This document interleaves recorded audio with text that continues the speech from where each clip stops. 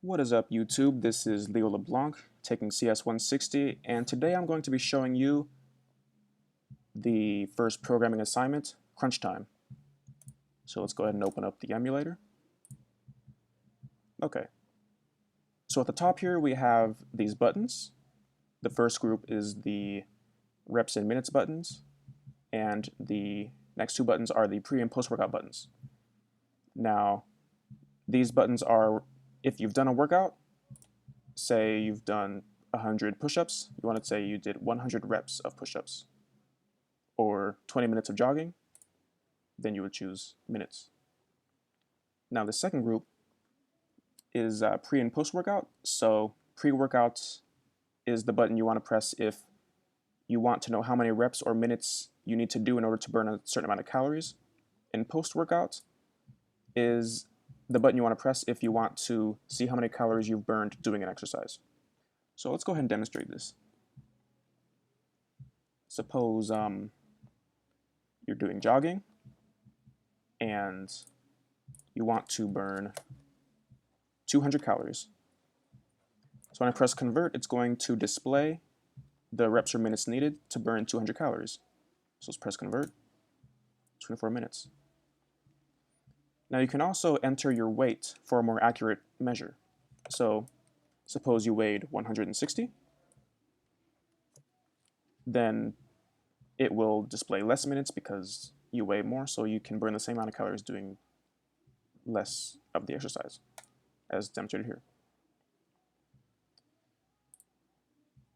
Let's see, suppose you did push-ups, and you want to burn 200 calories doing push-ups. It will also display reps. It converts between reps and minutes seamlessly. Doesn't matter which exercise you choose, it will display the number of reps or minutes you need to burn that amount of calories doing that exercise.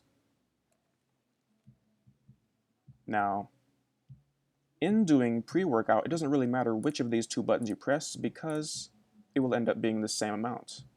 You're still trying to figure out how many calories you want to burn doing a certain exercise, so saying whether or not you did reps or minutes is really irrelevant.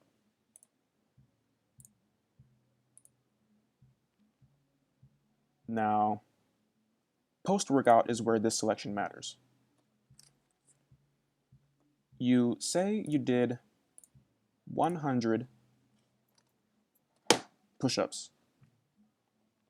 Now, so you have reps selected, you have post-workout selected, so you did 100 push-ups, you weigh 160, and you want to see how many calories you burned doing that exercise. So you press convert, it'll display the number of calories burned. Now, you'll notice that this disappeared, this entry disappeared, and that is because it is post-workout. You're not trying to figure out how many reps or minutes needed because you already did your reps and minutes. So that's push-ups. Suppose I wanted to do pull-ups instead. Or let's say squats. Okay. Now, if I choose something that's commonly measured in minutes and I have reps selected, it will say that you cannot do this exercise in reps. So jogging, doing reps and jogging, that doesn't really make too much sense. So if I press convert, you can't do reps of this exercise. And the same sort of thing will happen if I have an exercise that's usually done in minutes and I tried to do something like push-ups. It doesn't really make sense to measure push-ups in terms of time because people do push-ups at different rates and that's just not feasible. Same thing with sit-ups or pull-ups and other kind of things that are usually measured in reps. Okay. Now, suppose I want to enter some strange inputs for weight. So suppose I want to put in negative 100 for weight. Well, you can't weigh negative 100. So when I press convert, it's going to say weight must be a whole number greater than 0, which is true. You can't weigh less than 0. And the same thing for reps. You can't do negative reps.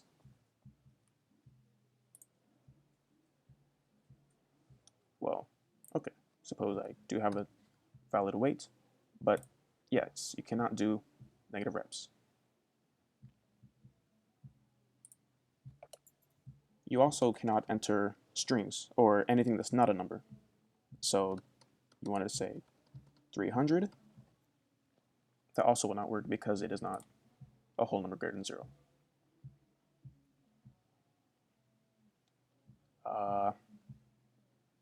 Something else to notice is when you choose a different workout using this drop-down menu, the picture changes, as I'm sure you've noticed by now. Stair climbing, walking,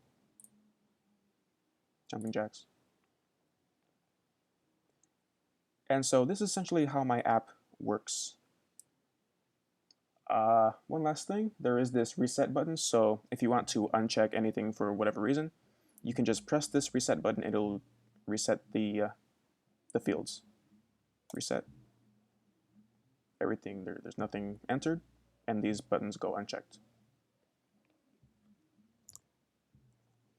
This has been Leo LeBlanc, first project Crunch Time.